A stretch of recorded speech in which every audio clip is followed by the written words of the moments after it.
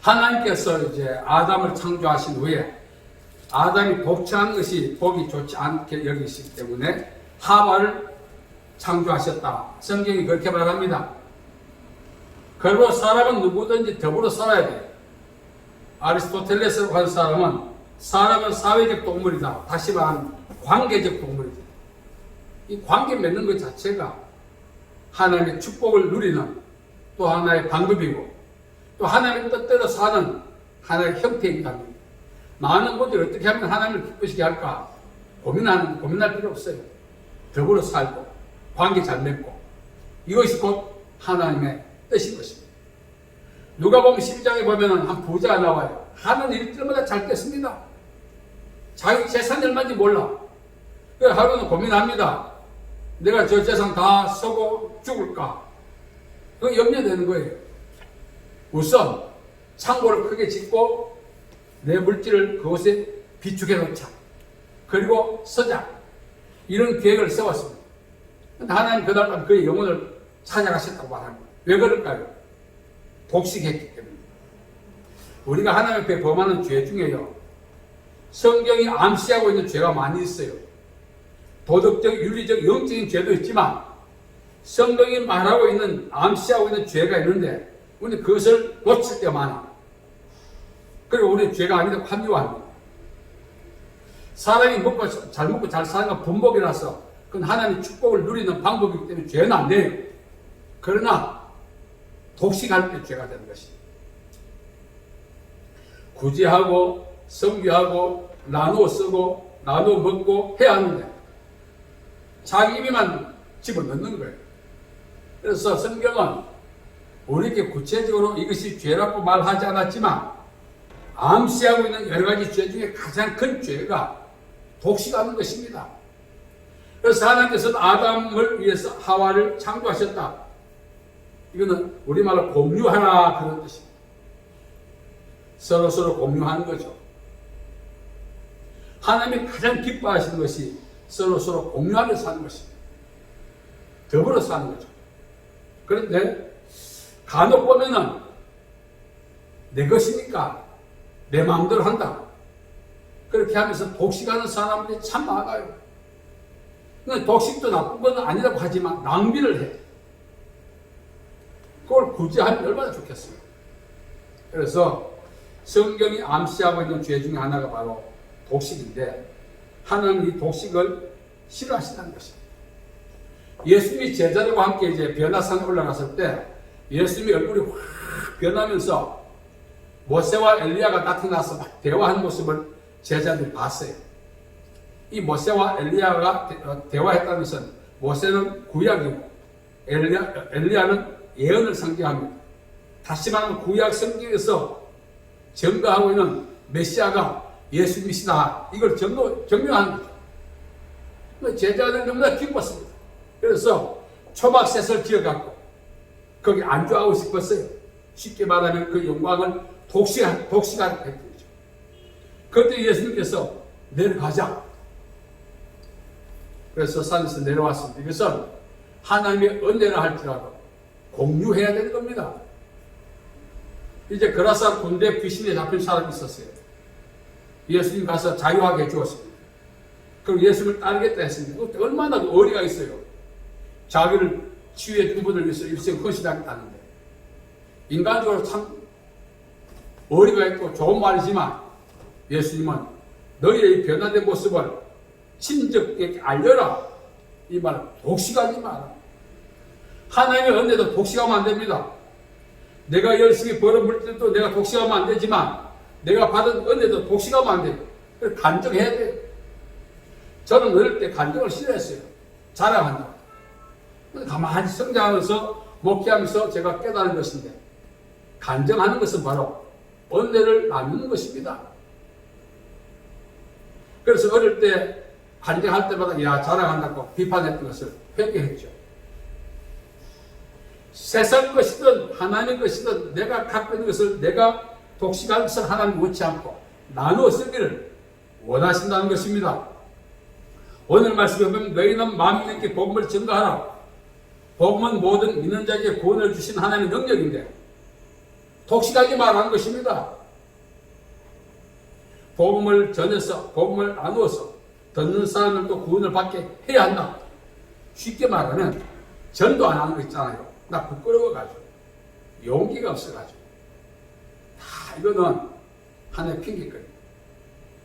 엄격히 말하면 독식하겠다는 것입니다. 오늘 너희는 마음이 있게 복음을 증가하지 말고 복음을 독식하지 말라는 것입니다. 나누라는 것입니다. 제가 아는 그 금식 후에 보식하는 우리나라의 어떤 전문가가 있었어요. 그 조영기 목사님, 유명한 목사님들이 다 그분이 만든 그 죽을 먹고 건강을 회복했어요. 그런데 제가 이제 금식을 하고 하루는 전화할 때 돌아가셨대. 그래도 아직도 그 음식을 우리가 주문해서 먹을 수 있나요? 죄송하다 그래요. 왜요? 그냥 돌아가셨대. 식구들도 모르게 자기 혼자 골반에서 쫄쫄쫄 만들어가지고 팔았던 거죠. 어떻게 만드는지 비법을 제가 노트도 없고 혼자 야금야금 만들었던 거예요. 그러다 돌아가신 거예요. 그러니까 그분이 만들었던 그 죽을 먹고 많은 사람이 금식 후에 회복했는데 이제 말짱꽝이 된 거죠. 부인이 그랬대요. 저희 집사람 전화하니까. 다시 못 만든다고? 여러분, 노하우도 공유해야 돼요. 내가 이걸 어떻게 알았는데, 이것 때문에 우리 집이 장사가 잘 되는데, 이걸 어떻게 공개할까? 독식하는 건 안 좋은 것입니다. 하나님께서는 우리가 이 땅을 살아가면서 방금 말씀드린 것처럼 많은 죄가 있는데, 성경이 암시하고 있는 죄, 내먹고 사는데 뭐. 아니, 우리가 이렇게 말하는데, 그 독식이야말로 하나님이 가장 싫어하시는 죄란 사실을 모르는 거죠. 예. 그만큼 우리가 성경을 읽고 연구하지 않으면 독식이 죄란 사실을 모르는 것입니다. 하나님의 은혜 역시 마찬가지고 간증을 통해서 나누어야 되고, 내가 열심히 수고하여 안 비법도 나누어야 되고, 내 것 아닙니다. 그걸 알게 하시니까 하나님이시기 때문에. 하나님의 햇빛과 비를 악인과 선인에게 다 골고루 주십니다. 너는 악하니까 햇빛 보지 마라. 너는 악하니까 비 맞지 마라. 하지 않습니다.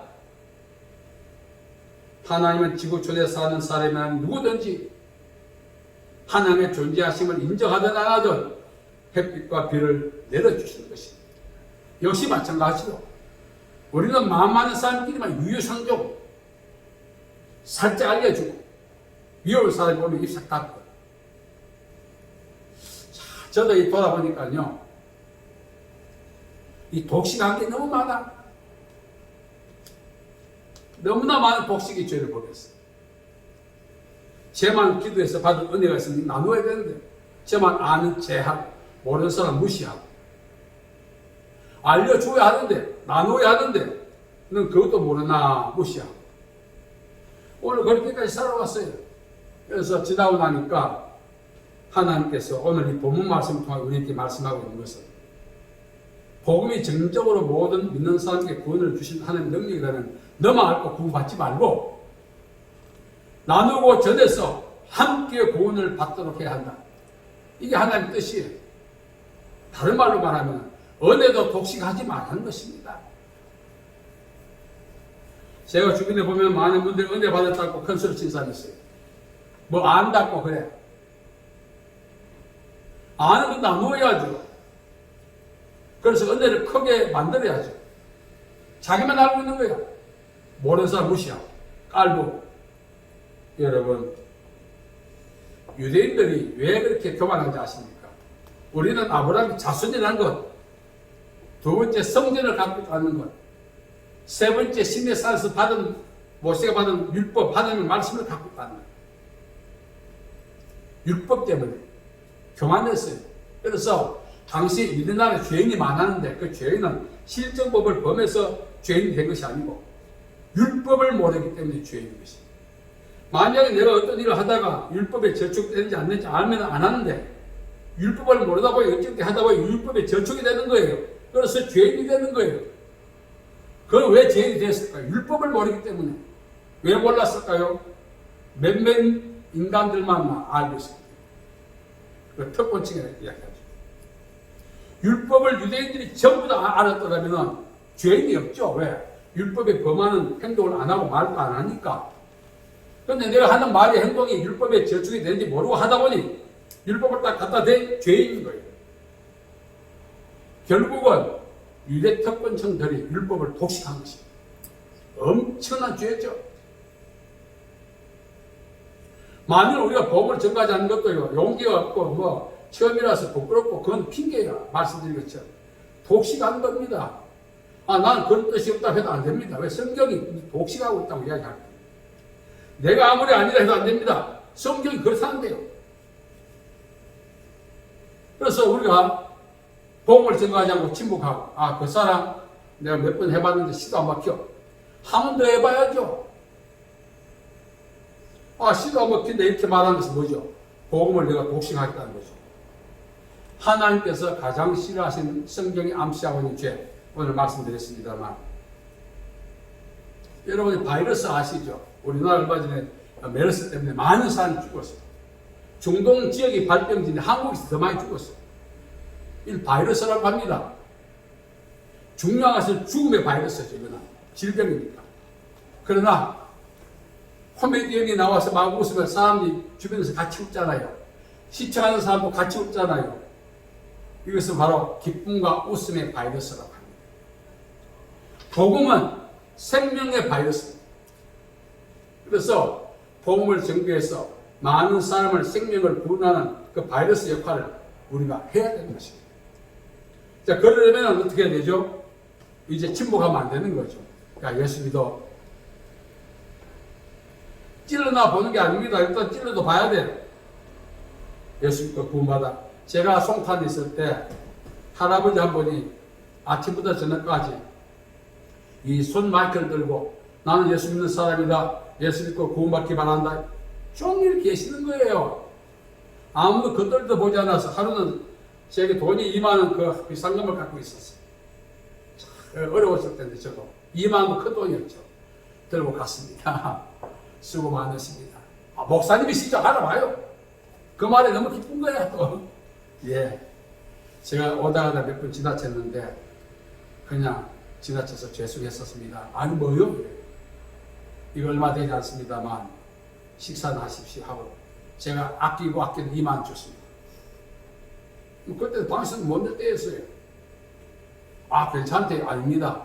이거는 하나님이 주신 겁니다. 자기가 10몇 년 동안 저도 지금 처음 받아봤대. 무엇이더라? 하나님 감사합니다. 그러면서 자기가 예수 믿는다고 부인으로부터 쫓겨나가지고 겨우 집에 들어갔는데 조건이 예수 믿는 아침, 저녁, 점심은 안 준대. 저녁을 이제 집에 가면 주는데 그 한 끼 먹고 종일 외치다 보면 배가 고파서 힘들 때 많았다는 거예요. 그 말 듣고 왜 그랬지 안 했을까? 그래서 2만 원 꼭 드렸습니다. 꼭 식사하십시오. 여러분, 우리가 살아가면서 그분이 그렇게 밥도 집에서 두 끼 못 얻어먹고 부인에게 구박받고 예수와 믿으면 밥도 주고 용돈도 준다 했대요. 그럼에도 불구하고 그분이 나이가 그 당시 제가 만났을 때 70이 넘었을 때 종일 나와 눈이 오나 비가 오나 파는 거예요. 예수 믿고 천당 가고 구원받으라고. 여러분, 그분의 이 마이크 들고 한 소리를 사람들은 듣고 무시했지만 하나님은 분명히 들으셨다고 남겼습니다. 그래서 복 주신다는 거예요. 저는 2만 원 들었지만 하나님 엄청나게 복 주십니다. 얼마나 제 손을 잡고 고맙게 생각하시는. 저보고 그러지 마세요. 몇 번이나 많이 왔었어요. 그래서 그분이 은혜의 바이러스, 복음의 바이러스 역할을 하는 거예요. 질병의 바이러스는요, 신체에 크고 적고 청년 남녀 없이 막 타고 들어가서 사람을 죽입니다. 그러나 은혜의 바이러스는 사람에게 타고 들어가는 힘이 약한 게 아니라 사람을 밀어내. 그러나 그 은혜의 바이러스가 역할을 할 때, 비록 사람이 듣지 않아도 하나님 기억하시고 복 주신다는 것입니다. 그분이 왜 그렇게 나와서 외쳤을까요?